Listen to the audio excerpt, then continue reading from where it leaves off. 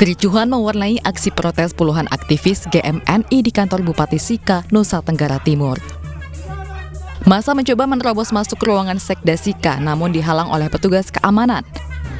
Aksi saling dorong dan cekcok pun tidak terhindarkan. Para aktivis ini menuntut agar Pemkab memperhatikan belasan warga Kabupaten Sika yang terlantar saat mengikuti program transmigrasi di Kabupaten Mamasa, Sulawesi Barat beberapa bulan lalu. Kami komunikasi sama pemerintah di sini tidak pernah informasi untuk bilang pulang entah kapan-kapan, kami tidak tahu. Ya, hanya dia janji saja nanti terus. Artinya sampai di sana tidak sesuai dengan yang diharapkan seperti janji pemerintah. Usai berdialog, Pemkab Sika berjanji akan segera menyelesaikan persoalan tersebut dan berkoordinasi dengan Pemprov serta pemerintah pusat. Karena keputusan otorisasi ini di luar kendali kita, itu ada di provinsi dan pusat, sehingga harus banyak bersama. Ada yang 7 orang lagi pas Sekda di sana mereka. Nah, itu yang harus kita pastikan. Kalau mereka memutuskan pulang, tentu ada persyaratan, ada. Pemkab Sika juga menekankan adanya sejumlah aturan untuk pemulangan transmigran. Sementara kebutuhan fisik para transmigran yang telah kembali akan dibantu oleh Dinsos. Dari Sika NTT, Joni Nura, iNews melaporkan. Sejumlah terdakwa kasus pembunuhan Brigadir Yosua telah membacakan nota pembelaan di Pengadilan Negeri Jakarta Selatan. Mulai dari Verdi Sambo yang meminta hakim untuk membebaskannya dari segala tuntutan, Putri Chandrawati yang berderai air mata, hingga Eliezer yang merasa diperalat Sambo.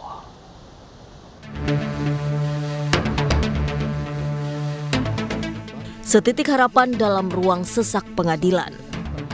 Itulah judul dari nota pembelaan yang dibacakan Verdi Sambo dalam sidang pledoi 24 Januari lalu. Saat membacakan nota pembelaan, Sambo juga menepis mengenai isu yang beredar di masyarakat dan media sosial. Sambo menyebut apa yang dituduhkan masyarakat mulai dari dirinya disebut penjahat terbesar sepanjang masa, hingga isu LGBT dan nikah siri, serta memiliki bunker berisi uang adalah tidak benar. Seolah saya adalah penjahat terbesar sepanjang sejarah manusia. Saya telah dituduh secara sadis melakukan penyiksaan terhadap almarhum Yosua sejak Magelang. Begitu juga tudingan sebagai bandar narkoba dan judi, melakukan perselingkuhan dan menikah sirih dengan banyak perempuan, perselingkuhan istri saya dengan Joshua dan Kuat, melakukan LGBT, memiliki bunker yang penuh dengan uang, sampai dengan penempatan uang ratusan triliun dalam rekening atas nama Yosua, yang kesemuanya adalah tidak benar. Sementara itu, untuk kesekian kalinya, air mata kembali berlinang di pipi terdakwa Putri Chandrawati. Putri menangis saat membacakan nota pembelaan dan pledoinya 25 Januari lalu, karena mengaku ingin bertemu dengan anak-anaknya. Pledoi yang diberi tajuk Surat dari Balik Jeruji diawali dengan harapan Putri agar Tuhan mengizinkan dirinya untuk memeluk anak-anaknya. Terdakwa Putri juga minta dibebaskan dari jeratan hukum. Istri Verdi Sambo itu mengatakan dirinya tidak bersalah dan tidak terlibat dalam rencana pembunuhan ajudan suaminya tersebut. Putri juga tetap bersikeras menjadi korban kekerasan seksual. Saya mengalami kekerasan seksual dan dianiaya oleh orang yang selalu kami percayakan dengan sangat baik, yang kami anggap keluarga. Kejadian sangat pahit yang justru terjadi di hari pernikahan kami yang ke-22. Di sisi lain, jutaan hinaan, cemooh, bahkan penghakiman telah dihujamkan kepada saya. Tak lama berselang, masih di hari yang sama, mantan ajudan Verdi Sambo Richard Eliezer juga membacakan nota pembelaan pribadinya yang dibuat dengan tulisan tangan oleh dirinya sendiri dengan judul Apakah Harga Kejujuran Harus Dibayar 12 tahun penjara. Dalam nota pembelaannya, Eliezer menyatakan ia merasa diperalat, dibohongi, dan disia-siakan. Di mana saya yang hanya seorang prajurit rendah berpangkat barada, yang harus mematuhi perkataan dan perintahnya. Ternyata saya diperalat, saya dibohongi dan disia-siakan. Bahkan kejujuran yang saya sampaikan tidak dihargai, malahan saya dimusuhi. Rangkaian agenda sidang kasus pembunuhan berencana terhadap Brigadir Yosua dengan terdakwa Ferdi Sambo CS sebentar lagi menuju tahap akhir. Pasca sidang pledoi, agenda replik dari jaksa penuntut umum atas pledoi dari terdakwa dan penasehat hukum terdakwa akan diselenggarakan pada Jumat 27 Januari besok. Dari Jakarta, tim liputan iNews melaporkan. Pemirsa, salah satu korban tragedi Kanjuruhan gagal menuntut keadilan dalam tuntutan gugatan class action. Alasan penolakan salah satunya terkait legal standing gugatan. Ketua Majelis Hakim Amin Immanuel Bureni menolak gugatan class action yang dilakukan oleh salah satu korban luka tragedi Kanjuruhan di Pengadilan Negeri Kepanjen. Tuntutan ganti rugi sebesar 146 miliar rupiah yang dilakukan oleh Atoila ditolak karena terkait legal standing gugatan. Menurut kuasa hukum Atoila, Wasis Siswoyo, dengan ditolaknya gugatan dalam pengajuan class action kliennya ini tidak akan menyurutkan langkahnya untuk terus mencari keadilan dan pertanggungjawaban sejumlah pihak atas tragedi Kanjuruhan. Tidak istilahnya kami tidak menyerah. Jadi ini kami terus akan lakukan kelengkapan untuk persyaratan persidangan selanjutnya, untuk mengajukan gugatan selanjutnya. Jadi akan mencari perwakilan nanti gitu ya? Ya, akan diajukan lagi. Kita akan lagi tim dengan tim kami dari Pakar Jati untuk mengkoreksi ulang sehingga nanti gugatan yang kedua ini tidak bisa Ibu pembunuh anak kandung di Klender, Jakarta Timur telah ditetapkan sebagai tersangka. Pelaku tega membunuh darah dagingnya karena kelas anaknya sering menangis.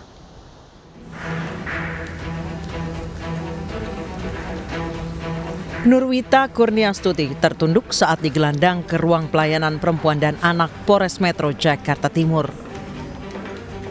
Ibu berusia 22 tahun ini tega membunuh bayi yang masih berusia 2 tahun hanya karena kesal anaknya kerap menangis.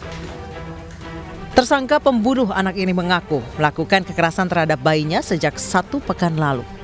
Setelah menghabisi nyawa anaknya, pelaku mendatangi rumah orang tuanya dan mengaku anaknya meninggal karena terjatuh dari mobil.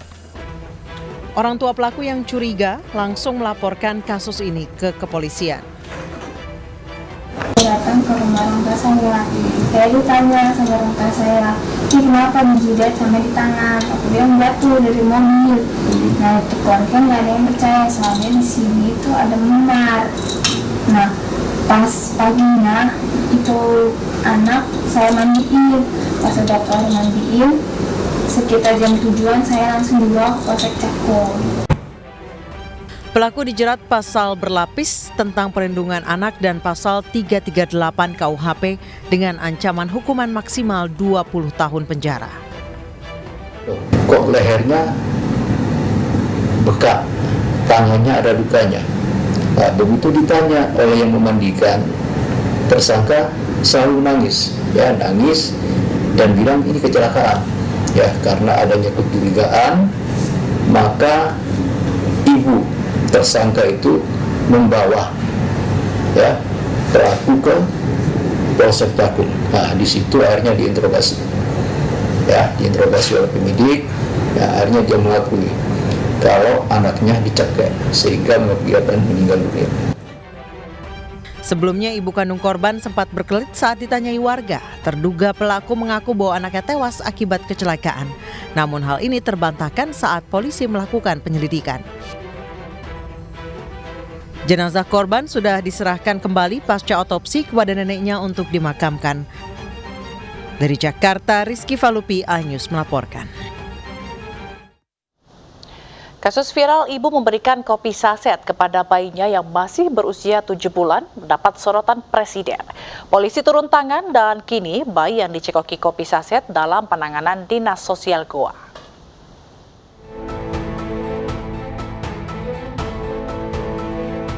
Seorang ibu menghebohkan media sosial karena memberi bayinya kopi saset.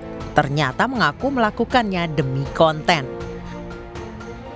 Dari hasil pemeriksaan polisi, ibu muda berinisial YY mengaku tidak memberikan bayinya kopi, melainkan susu. Pelaku berharap mendapat belas kasihan ataupun perhatian saat live di media sosial dengan tindakannya. Saat ini ibu, bayi, dan neneknya yang sakit berada dalam penanganan Dinas Sosial Goa. Diduga ibu muda tersebut menderita masalah mental karena ditinggal pasangannya yang juga ayah bayinya. Ya, kemarin jadi kita serahkan baik nenek, ibu, dan bayi anak tersebut kepada Dinas Sosial untuk ke depan ya untuk diuruskan masalah penerbitan akte kelahirannya, kemudian diuruskan untuk masalah pelatihan, diberikan pelatihan ibunya agar ke depan dapat mencari nafkah secara mandiri tanpa melewati konten atau membuat konten-konten yang mengeksploitasi anak dirinya atau orang lain gitu loh. Sebelumnya aksi YY memberi kopi saset kepada bayinya yang berusia 7 bulan mendapat perhatian termasuk Presiden Joko Widodo. Saya lihat kemarin yang rame, bayi baru 7 bulan diberi kopi susu saset, kopi susu saset oleh ibunya. Karena yang ada di bayangan di sini adalah susu. Itu loh. Anaknya mau diberi susu. Hati-hati mengenai ini. Oleh sebab itu sekali lagi yang namanya penyuluhan penting. Presiden juga menyinggung aparat kepolisian yang mendatangi ibu pemberi kopi saset yang viral. Menurut Presiden, seharusnya kader BKKBN dan Posyandu yang pertama kali mendatangi ibu tersebut untuk memberikan penyuluhan. Tim Liputan iNews melaporkan.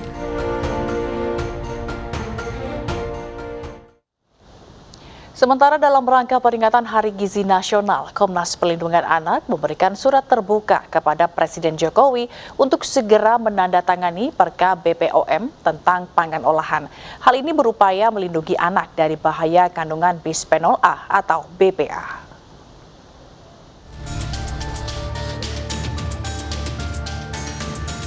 Penggunaan wadah berbahan plastik yang mengandung bisphenol A atau BPA masih sering dijumpai.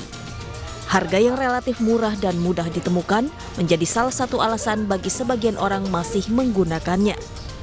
Namun, penggunaan produk yang terkontaminasi BPA secara terus-menerus akan mempengaruhi kesehatan, terlebih pada bayi, anak-anak, serta ibu hamil. Memperingati Hari Gizi Nasional, Komisi Nasional Perlindungan Anak bersama anggota DPR RI Komisi 9, Perkumpulan Dokter Umum Indonesia dan Komisioner Komnas Anak menandatangani surat terbuka kepada Presiden untuk menandatangani Perka BPOM nomor 31 tahun 2018 tentang label pangan olahan daur ulang plastik. Diharapkan dengan ditandatanganinya Perka BPOM nomor 31 tahun 2018 oleh Presiden Republik Indonesia dapat menyelamatkan anak-anak Indonesia dari bahaya tersebut yang dapat menimbulkan tumbuh kembang anak dan ibu hamil. Dalam Hari Gizi Nasional saat ini, karena kesehatan dasar itu merupakan hak yang sangat fundamental, maka anak-anak harus terselamatkan dari bahaya-bahaya bahan kimia, senyawa yang dapat mengancam kehidupan anak. Berharap dukungan masyarakat agar Perka 31 tahun 2018 segera ditandatangani Presiden. Endokrin disruptor yang paling bahaya dari BPA tersebut, karena nanti dia akan mempengaruhi perkembangan berikutnya. Jadi kelainannya tidak dilihat dalam waktu dekat, mungkin 5 tahun lagi, 10 tahun lagi gitu ya. Terus kemudian juga akan mempengaruhi neuron atau mempengaruhi syarafnya, perkembangan syarafnya. Jadi semakin banyak nanti anak-anak yang berkebutuhan khusus, keterlambatan bicara karena pengaruh dari zat BPA tersebut. Selain penandatanganan surat terbuka yang ditujukan kepada Presiden, dalam kesempatan ini Komnas Perlindungan Anak juga memberikan sosialisasi kepada ibu-ibu untuk lebih berhati-hati dalam memberikan asupan kepada anak, terutama dalam memberikan pangan olahan. Dari Jakarta, Rizky Falupi, iNews melaporkan.